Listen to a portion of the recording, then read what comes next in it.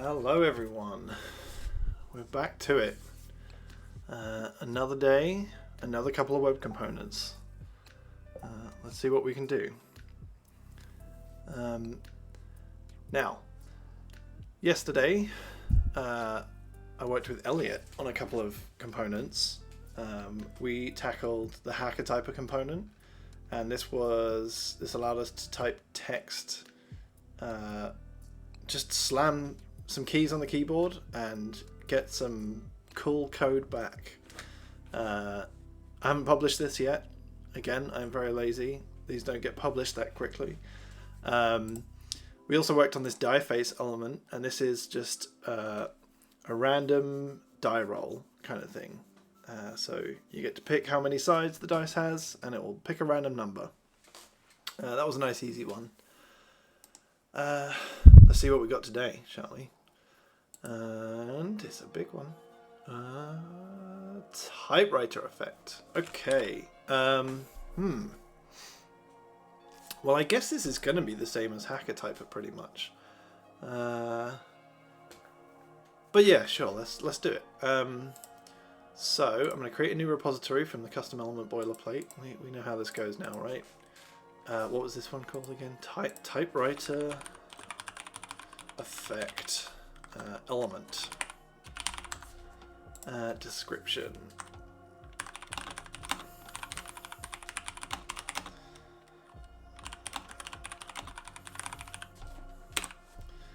Let's make this public. And yeah, there we go. So we're going to clone this down. Typewriter effect element. This is the 6th component that we're working on, I think. We've done... How many have I done so far? I think this is the 6th one. Let's see. Typewriter. We've done a lot of typing ones. It's quite interesting. So I'm going to move the custom element, and we're going to call this... custom element typewriter effect element. And I'm going to open the package JSON, the source typewriter, and the example index HTML. We'll get cracking on these. So this is going to change from custom element to typewriter effect. Whoops, not that one. The repository is not this, it's 24 web components. I don't think I've been doing this on a lot of these. I know I have to chase up after the fact. Okay, this looks good. What is the description? Let's take this. Whoops. Oh god. There we go. Interesting. There's white space around that. Okay. The class, we need to rename this. So this becomes typewriter effect, and then the class name, we will change this to typewriter effect element. Cool. Same for this custom element. This should be typewriter effect. I really need to write a generator for this, because this is just a lot of what we're like 5 minutes in, and it's just boilerplate. No fun. Anyway, so this is going to add some text and watch it type out in front of you. I think I'm just going to copy and paste from our hacker typer element, because this is the same kind of thing. Listen, they can't all be winners. They can't all be winning ideas. Yeah, let's just yeet the entire contents of this straight in to here. So let's recap what we had. So we had Oh, also, I'm going to start the server. Typewriter effect element, npm start. npm install might help. I'm doing this just off screen because you don't need to see me. You don't need to see the server run. It doesn't say anything interesting. Okay, cool. So there's an empty element. It hasn't got custom elements badge, so I've messed up somewhere. Let's see. We got typewriter effect. We got typewriter effect. Huh. Have I typoed? Typewriter effect element. Network. Am I just not paying much attention here? What's going on here? See, this is 404. Typewriter effect element. This is called. Is this called typewriter effect element? This is not called typewriter. This is called typewriter. That is no good. Let's try that again, shall we? So we're gonna move the typewriter effect. I don't know if you're all familiar with this kind of bash convention. Let me so you can in bash you can expand commands. So you can do this. You can say mv a comma b, and this is the equivalent of saying mv ab. So it will expand this into these two things, and you can do this multiple times, and it like gets compound. So it's a really quick way to. So you can say typewriter effect element like this. Go back in, and I can just do this, and so you can see it's gonna. This is going to expand to one of these with the T and one of them without. Anyway, little trick. Okay, so we should be able to find our typewriter effect. This should work now. We should see. Yeah, this has got the custom element badge, and we can see that it's got the custom element. That's great. Okay. Crisis avoided. Okay, cool. Oh, I lost all of the stuff because I didn't actually save the file. Save your files, people. That's the lesson there. Right, let's copy the contents of this. We're just going to refactor this, I think, because let's get this one out. So we want a render root. We probably want to keep a position element. I think we want to keep content. I don't think we want the source this time. I feel like I just want to inline this directly. So let's do that. Let's. What might be really cool actually is to use. We could use the Tree Walker API. Let's amp this up a bit. Let's duplicate the contents, and then we can use the Tree Walker API to rebuild the nodes as they go along, so we can have like rich text. So let's go into the index example.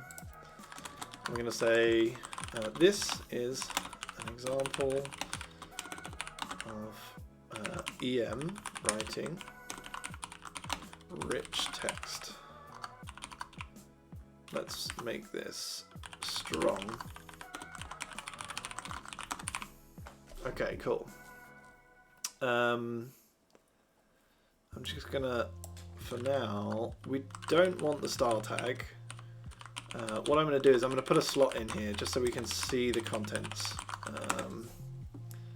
which did not work. HTML is not defined. Oh yeah, we want one of these. Const HTML string.raw. There's no reason to add this other than a lot of editors, including my one, won't syntax highlight just raw template literals. However, if you stick the HTML in there, they're smart enough to realize that the contents of this should be HTML. And string.raw just takes, it is a template tag function that takes the contents and spits them straight back out. It's kind of like echo for template tags. So just renaming it into this lets us have syntax highlighting here. You probably can't really see the syntax highlighting, but if I do like body, you can see this is now red. So it does syntax highlight, just not elements because reasons. I don't know, my editor. So we've got our shadow root. We're not going to load any code. We're just going to. We're not going to handle the event. Maybe we don't need any of this stuff. I don't think we're going to need restart either. Let's get rid of the key press. We are going to keep position though. So I think what's going to happen. I'm going to provide an empty shadow DOM to begin with. And what we want to do, let's have a this.start. And in the start method, we're going to iterate over each character. Yeah, we could just make a for loop, I guess. I'm going to make an async for loop even. So we're going to say for const I equals 0. Well, I'm going to look up the Tree Walker API because I think what we want to do, I think we want to use the Tree Walker API. This is the a web platform feature. It allows you to iterate over every element in a way where you can filter for particular elements, but also you get each element and then it traverses into the child nodes in a kind of sequential order, kind of like a parser order, I guess. And it saves you from doing like all of this duck typing inside of a for loop to try and get the child nodes and everything. You just create the tree walker, which we will do now. This.owner document, create tree walker. Let's call this walker. And then I think, if I remember rightly, let's see if there's a working example. There's like a, this is it, next node, yeah. So I believe the way that you do this, right, we need to pass in the element. So the element is going to be this. And I think we can say while let node equals walker first child. I don't know. Let's see what happens. Let's console log node. And hopefully this isn't gonna... I think I can't have a let expression there. Let's try this. Okay, cool. I think that was, well, first child is obviously a terrible method to call because that's only going to get the first child. I don't know what I was thinking. We want current node, and then we call next node. I think that's it. So current node, which is just a getter, not a method, and then we call walker.nextNode. And we're in an infinite loop. Okay, what went wrong? Next node? Is it not next node?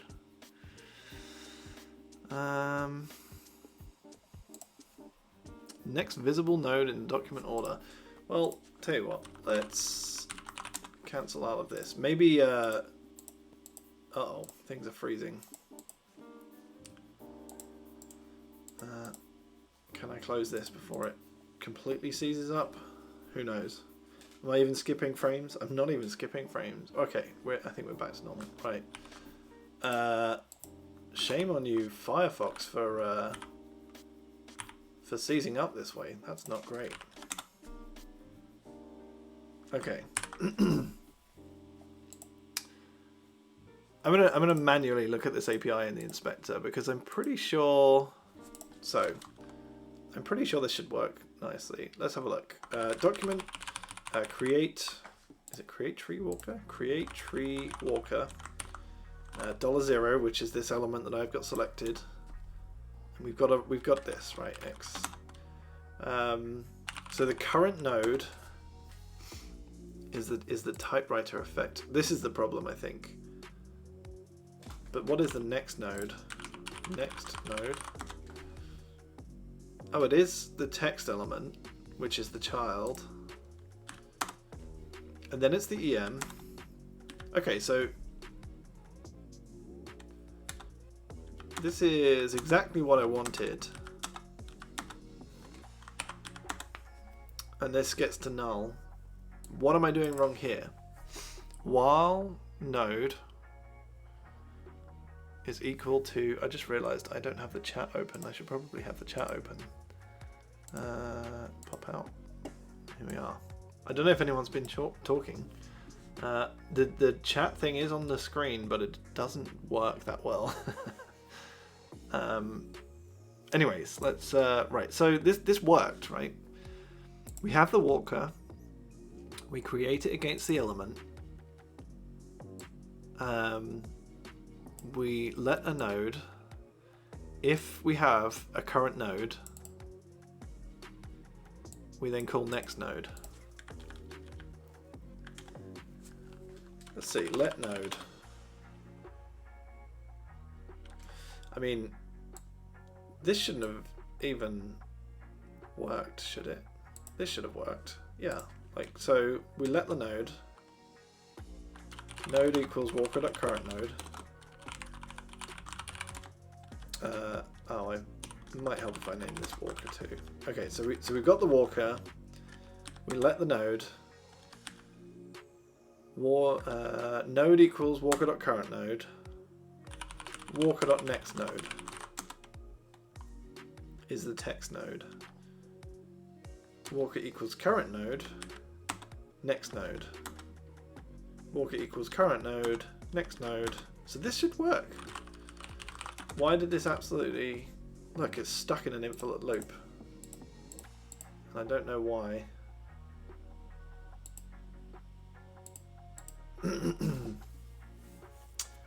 Well, this is incredibly frustrating. Let's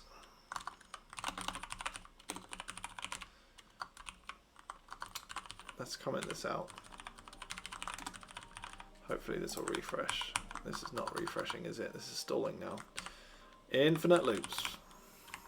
Okay.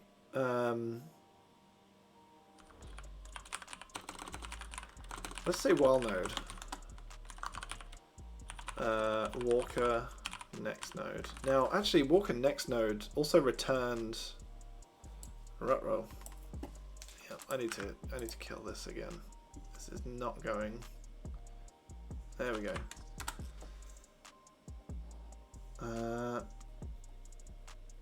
All right. I hope you all can see this. I don't know if my computer is crapping out and destroying the stream. Or if it's just Firefox. Let me make sure that we are still live. We look to still be live. Okay. Seems like Firefox's process isolation is not working very well, and it's just completely destroying my computer. Okay, so what I wanted to look at is this walker current node. Let's create this walker again. Okay, walker.next node. Whoops. Yeah, this returns the node itself. So what I might do is if I call next node, because the first node we get is the, if I can illustrate this properly, the first node we get when we create the walker. Where's that line? Here we go. So this is the walker. If we look at walker.current node, we get the typewriter effect element, and we don't really want that. We only want the child nodes of that element. So we can call next node immediately, and then we can call node equals walker.next node. Okay, we're not spinning off our fans again. That's a good sign. Let's add a console log, and we should see. Yay! Okay, cool. What was happening here? I guess this assignment only happens once or something? That doesn't seem right. Anyway.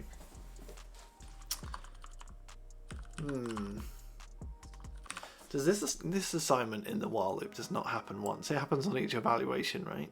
Or is it only evaluated once? Maybe it's only evaluated once. This is why you should use for loops and not while loops.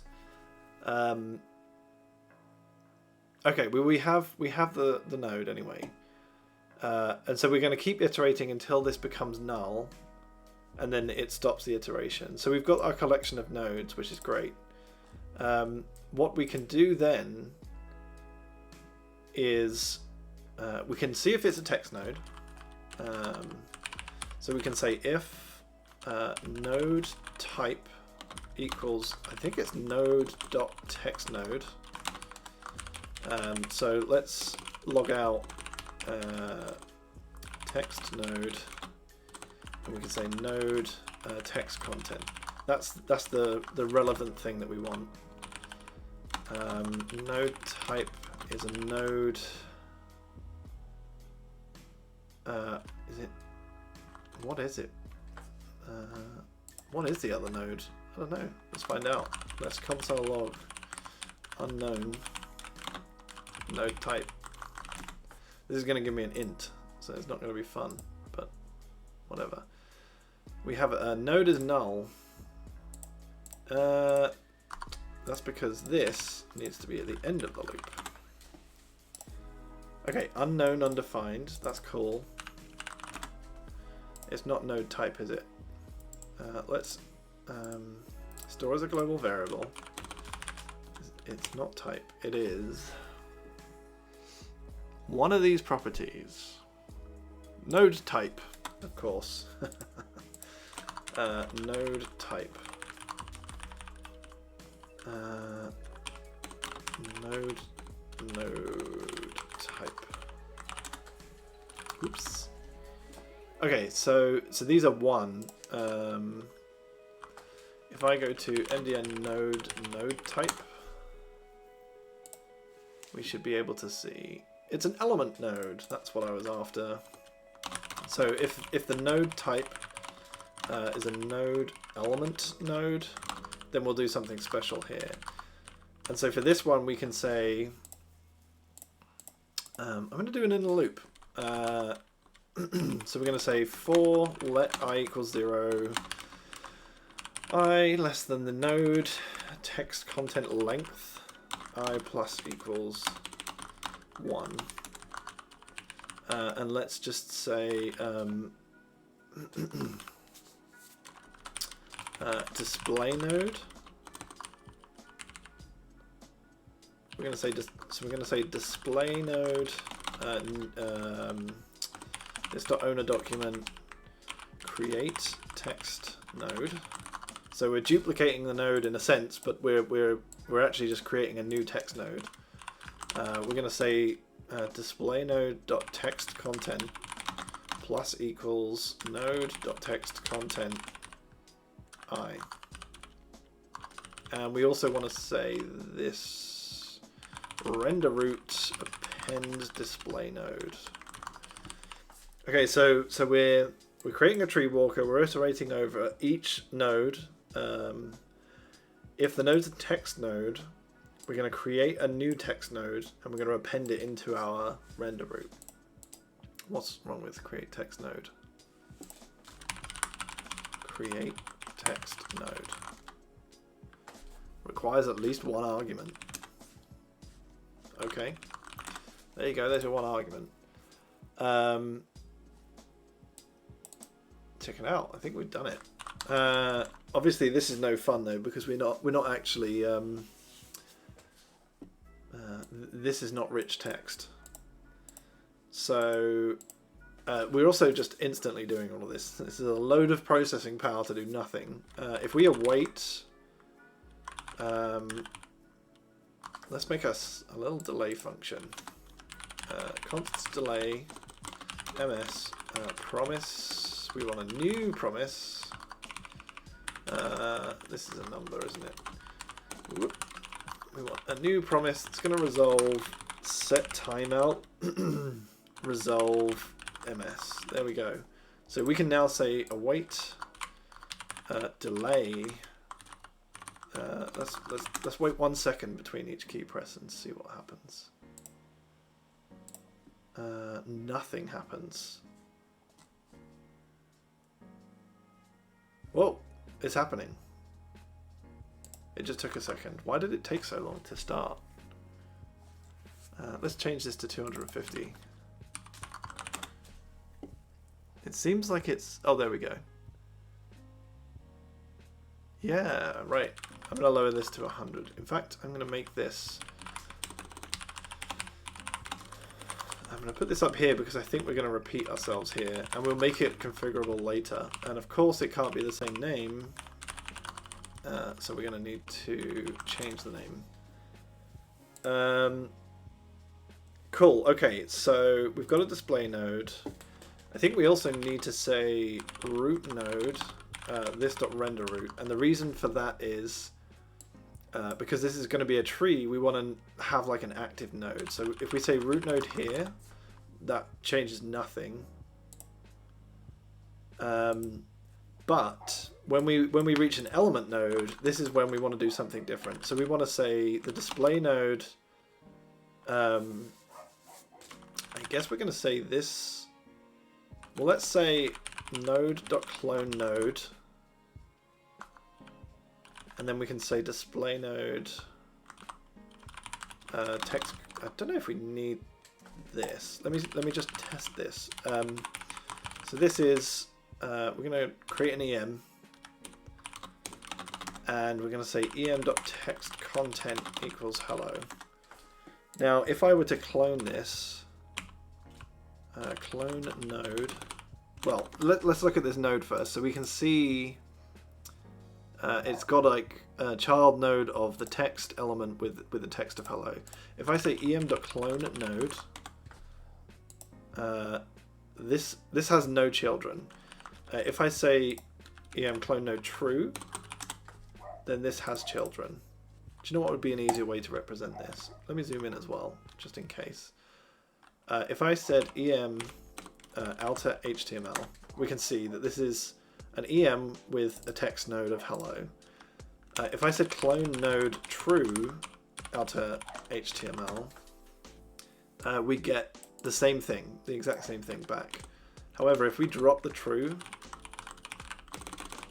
we just get the EM, which is cool. And then if you set attribute, I don't know, font, whatever, it doesn't matter what the attributes are, but the point being you get those as well, and that's why I think we want to clone the node but without any of the children, but we don't need this. So this becomes the display node, but this is also going to become the root node, but not before we need to say root node.append display node. This is going to cause us problems though, because we need a way to traverse back up the tree. But let's just save it for now and see what happens.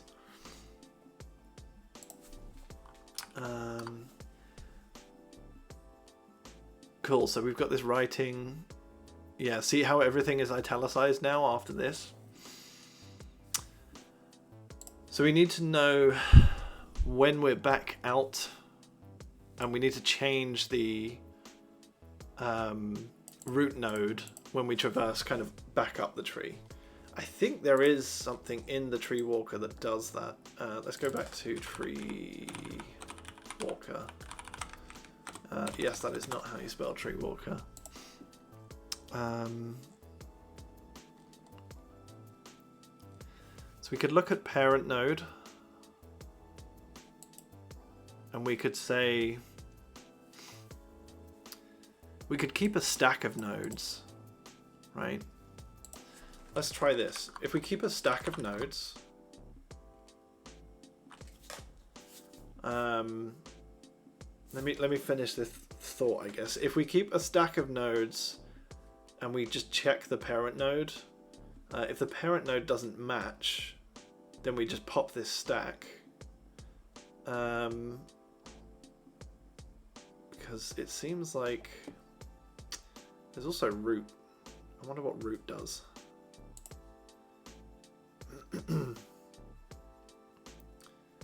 Document body in this case. That's not what we want. I think we do want parent node.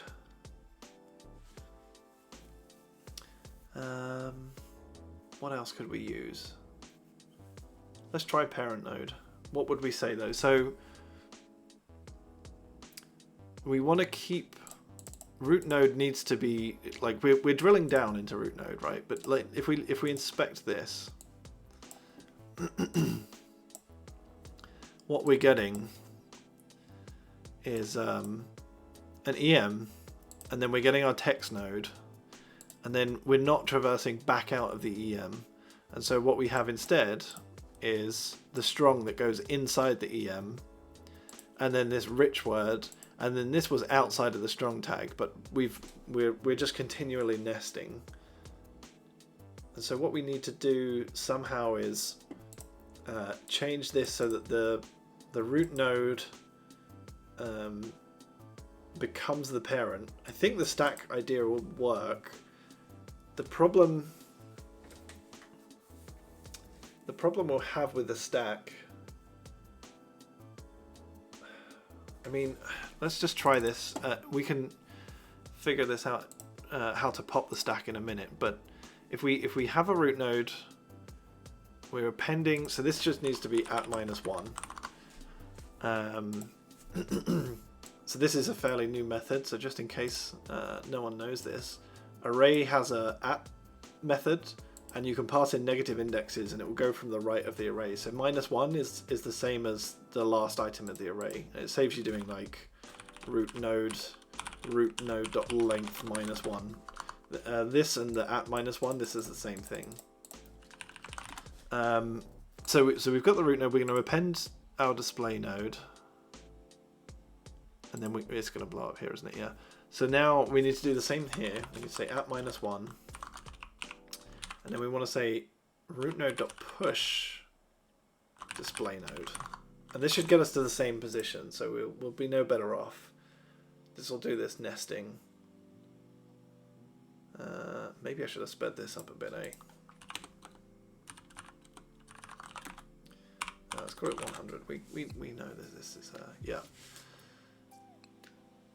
So this is still causing an issue, but we're now kind of equipped to deal with that. What is this type error anyway? User const. Yeah, that's a good point.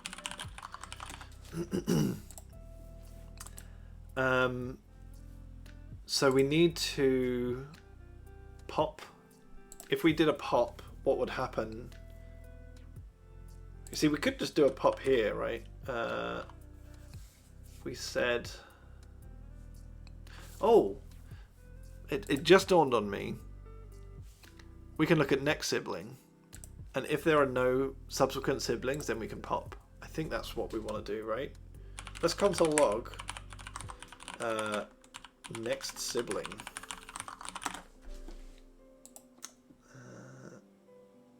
Is that oh, that's that's a function. DNTNT says that's new to me. What the array at? I think it's ES 2020. Yeah, it's pretty new. Yeah. Anyways, this is getting null, and so I think if we can say if not Walker next sibling, root node pop. I think that will work, or it won't, or it won't. Okay, what's happened here? This is interesting. Maybe let's go back to our console log. Let's check out what the node is.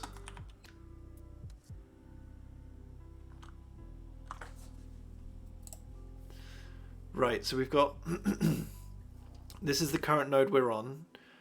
The next sibling is an EM, and then we're on this node, this writing. That is inside the EM, and so the next sibling is null, which is great.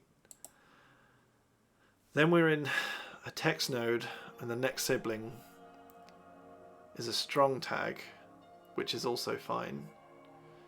Then we're in this one and it's null, so we should pop out. And then we're in this one and we should pop out again. This seems fine. So if not walker, next sibling, root node dot pop. Let's console log our root node. Also, I'm going to rename this because this is not the best name. If I can remember how to rename it. Let's call this node stack.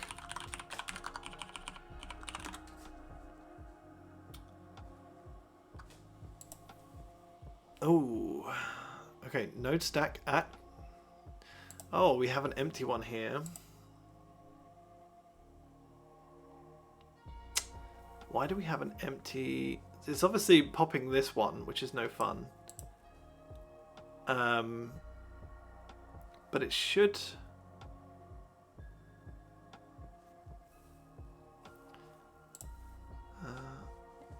What is going on?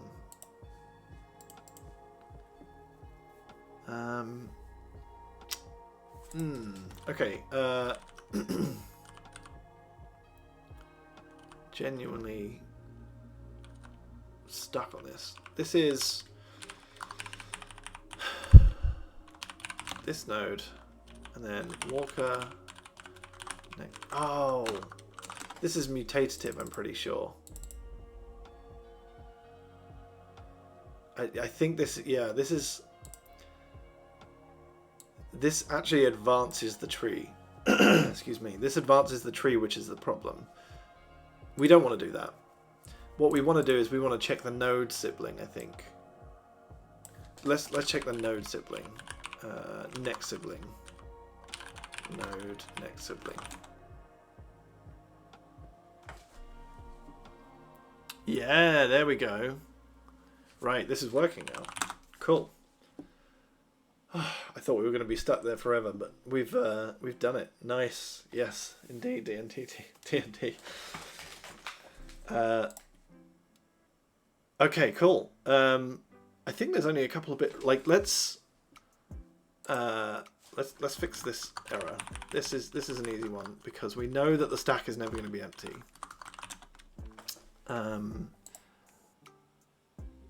This should be node. Why am I stuck in? This should be an array of nodes, and that should get rid of this. Append doesn't exist on node element, and then render root isn't. Oh dear. Okay. This is an array of elements or shadow roots then. And this isn't. This says this isn't. This thinks this is a node, but we're checking to see if it's an element node, so we know this is an element, which fixes that error. Node text content is possibly null. I mean, we know it isn't. But sure, let's just do this.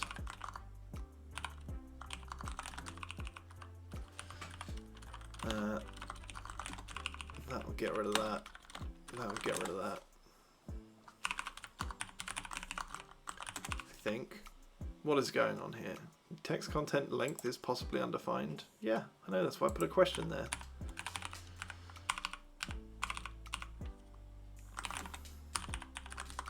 If in doubt, put an exclamation point. Right, one thing I want to do before we wrap up this element. We don't need this template. We don't need this position.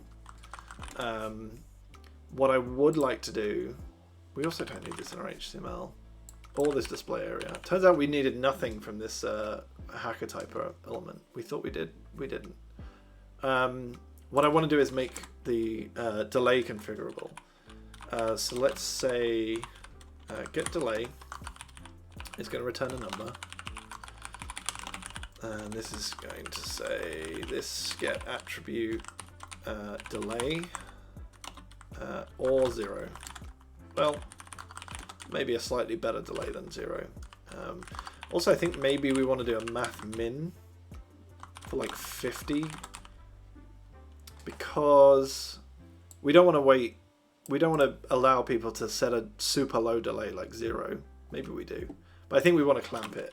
I think we maybe also want to say clamp it to like 1,000, so that it's 1 second per character press, between 50 milliseconds and 1,000 milliseconds between each character press, depending on what is configured. Anyway, let's set it.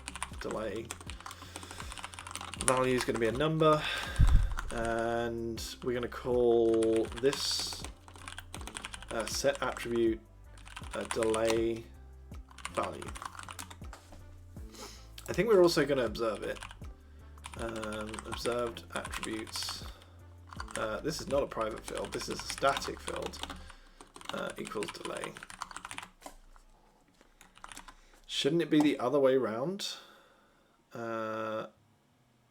Math min, math max. Yes. I don't know. Should it? Should we find out? Math. So if I wanted to set 250, 50,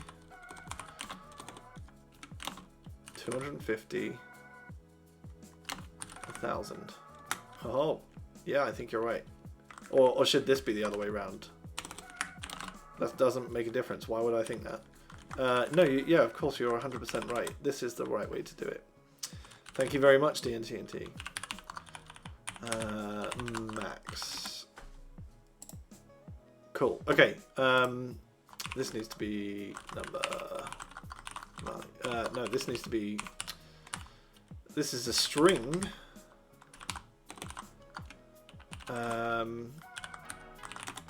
Yeah. Set attribute takes a string. There's a couple of ways you can do this, by the way. This is, I guess this is kind of like a JavaScript gotcha. I'm going to show you a couple of ways that you can do this. So this way, what happens is you get an implicit toString call on value. If this was a symbol, I think it would throw an error. If you called value.toString, this is not the same. This isn't like an explicit toString conversion, and calling this with just the raw value doesn't do this. The only way you can do it, I mean, you can do it. I guess there's two ways you can do this. You can do it these two ways. So these two are valid versions of this. So if you're using TypeScript and it's telling you off about this, if you do this, you are kind of changing the semantics. It probably doesn't matter. I think the only real thing that it would matter for is symbols.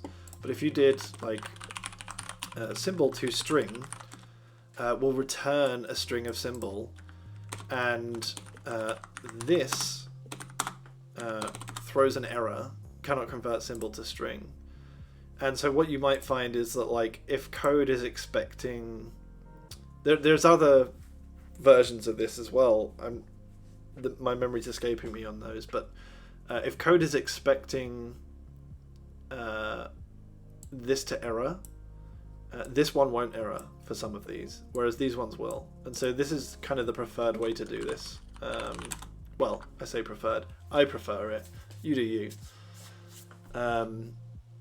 Observed attributes delay. I want to do an attribute change callback. Attribute changed callback. This gets the name. We know the only observed attribute that we have is delay. It gets an old value, which is a string or null, and a new value, which is a string or null, because attributes can be they can only be strings, and then if they don't exist, or if userland code calls remove attribute, then it will give you a new value of null. The only thing we're going to do is call this .start. At which point we don't need any of these, but whatever. So now if I change the delay equals 250, why did that not do that? Add attribute delay 250. Yeah, restarts. Cool. Maybe start should have a this.renderRoot.text content equals empty, so that it doesn't restart and duplicate. Okay, cool. This is good. Let's commit this. I think this is fine. Right? This is totally legit. This stands on its own. It's better than it does a different thing than the hacker type of one. DNTNT, you say, does it make sense to have the clamp as part of the setter instead? Oh, that's a good question. This is an excellent point that I like to bring up occasionally when people ask this very specific question. I'm going to show you what input does. Now, you might think that input is not a particularly great... you don't think that that's how HTML works? I think that it is. If I show you the input element, I'll call it input just for friendliness. So input.type defaults to text. If I said input dot type equal to foo, if we look at the outer HTML of input, the type is foo. Right, HTML honors whatever the user sets. Yeah, but then it coerces on the get. So if I look at type, it's still text. And the reason is because it will take the literal value, that is the string value, and then it will coerce it to, or it will normalize it to whatever it needs. So in this case, because this is invalid, it will just normalize it to text. There's good reasons to do this, because this is this enables backwards compatibility or forwards compatibility, I guess. If new values are added, the old browsers that don't support the new values will revert to text, whereas new browsers that support the new value will not revert, and they'll display it. And that lets you do you can reason about that then in code. So I think this is kind of this is how I do it anyway, is that like I will indiscriminately set whatever value is given, and I will normalize the value coming out on the get. And yeah, if someone was setting 1,000,000 here, or like maybe if they were setting 2,000 here, or even in the HTML, if it was setting 2,000, this would come back out. Because I guess that's the other thing as well. Because we're calling... that's actually a really good point. We're not actually calling it, but if we were calling get delay, and we didn't normalize it here, and we only normalized it in the setter, then you could override this by manually calling set attribute, and then you would skip any validation. So another reason why it's a good idea just to indiscriminately set, like the setter should just do set attribute, because there's going to be workarounds otherwise. But yeah, we're not calling this dot delay. That was this should be this dot delay. Now we can commit this, I think. Okay.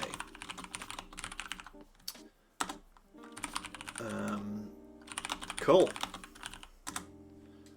One more component down. We've only got 20 minutes left. We better get lucky on this next draw. So let me set up the... What am I doing? I'm setting up the next one.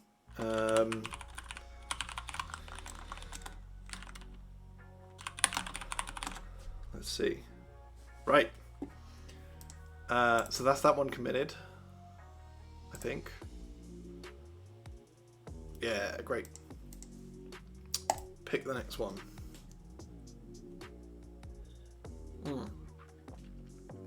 Okie dokie.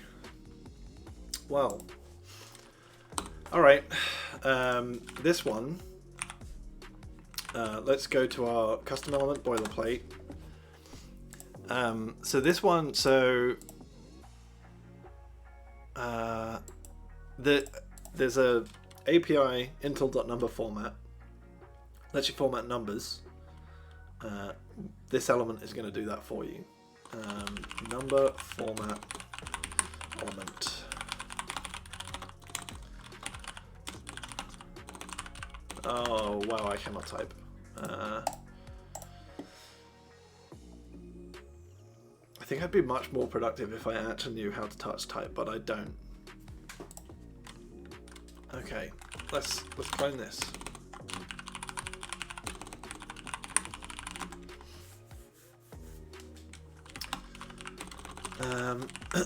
So I'm gonna go into a different window and I'm gonna install and I'm gonna start. Okay, we've got the wave. We need to change this to custom element. It needs to be number format. And then we need to edit the package JSON and the example index HTML. Custom element. Number. Oh. Number format. I'm in the package lock. This is totally the wrong file. That's what confused me there. So this is 24 web components.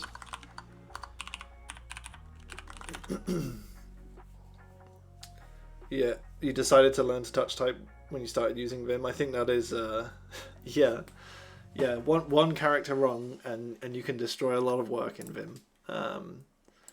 Yeah, I need to be better at it. I need to learn at some point. Maybe I'll do that over the Christmas holiday or something.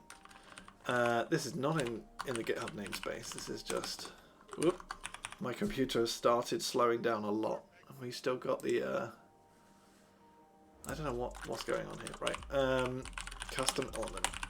So this is number format element. Oh, this is getting very sluggy.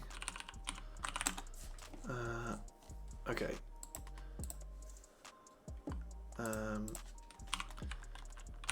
This is number. Okay. Oh man, this is unreal amount of lag.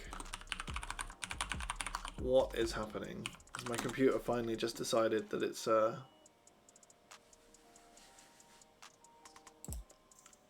too much streaming? That's the problem. Okay, I think this is working. Yeah, we seem to be back up. So this is number format element, and of course I've messed that up.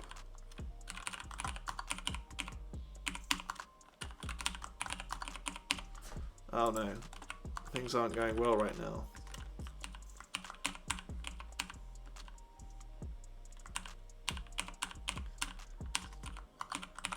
Alright. Right, we've lost the wave, but we're going to get it back.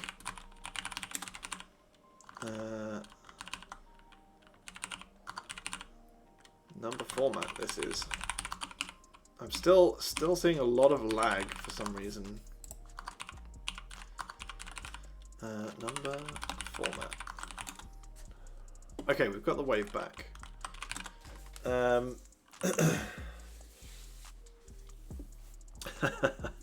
Yeah, no, Joe, I should use a typing test, shouldn't I? I'll refine it and I'll make a full web app out of it. Put it on GitHub pages and we can, I'll go buy a custom domain. We'll crush the competition. We're using web components. There's no way we can't. So number format. So actually, this is kind of the reason I put this in the list of elements that I wanted to work on is at Dollar Day Job, which happens to be GitHub. We have this relative time element. It's a really useful element. Actually, it's the one that I use to display the countdown. If I flick back to the countdown. So that 54 minutes, that's this relative time element. That's just, in OBS you can add a browser source, and I've just got an index HTML page. I'll show you. Documents, countdown. It is literally a bit of CSS, the relative time element, and then this is the relative time element. You pass it a date time, and you can pass in a format, and in this case elapsed, and it will count up or down towards that date. I need to add a tense attribute here as well, so that it doesn't count upwards, because I don't know if any of you eagle-eyed watchers out there may have noticed that the countdown goes down, and if I'm not super on it, then it starts counting up again. That's because this doesn't have tense past, I think, whatever. Anyways, this is a really cool element. The way this works is it takes the date time that you pass it, and it uses the browser's internationalization APIs. It uses intel.relativeTime format, which if you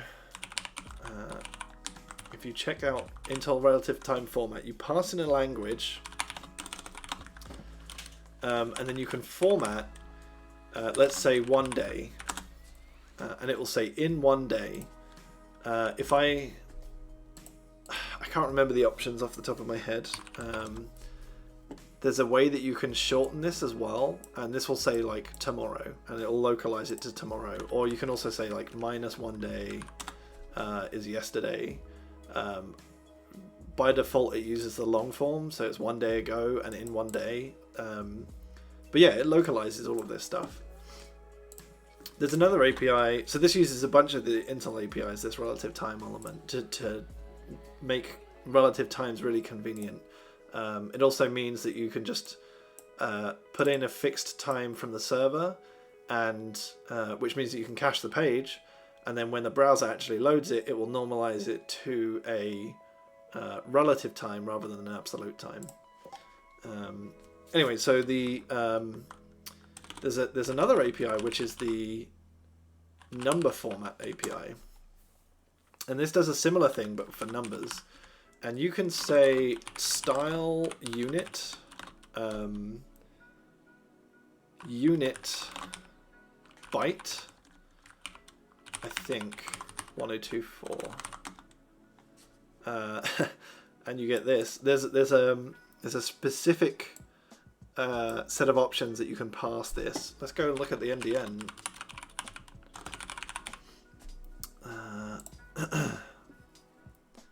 But you can pass it a specific set of options, and it will do stuff. It can do loads of really convenient unit normalization.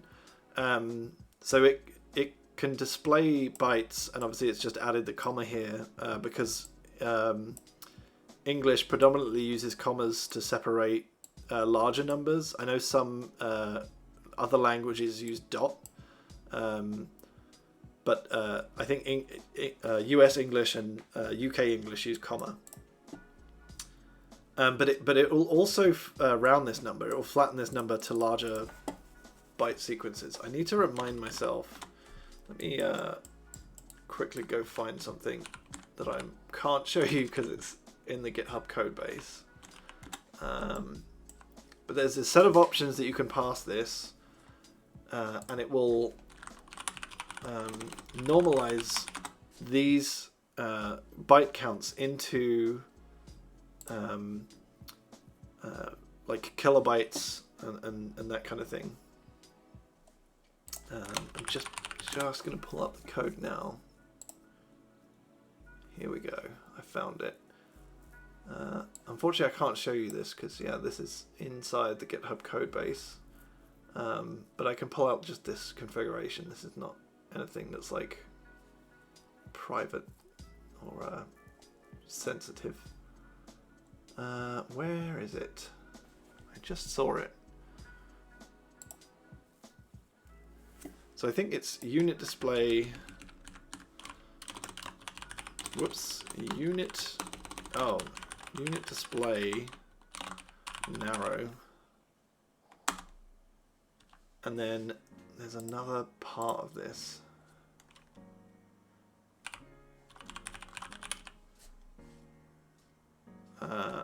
Oh, this is really frustrating. Maximum fraction digits 1. Oops. No.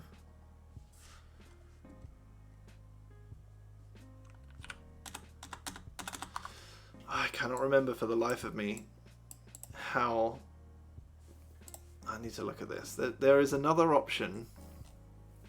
If we go to the constructor. This is all just to show fancy kilobytes.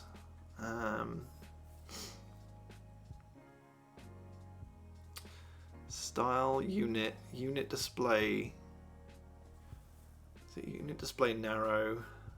Is it use grouping? No. Rounding mode? I think it's rounding mode. Let's try rounding mode. Is it half or something? Seal.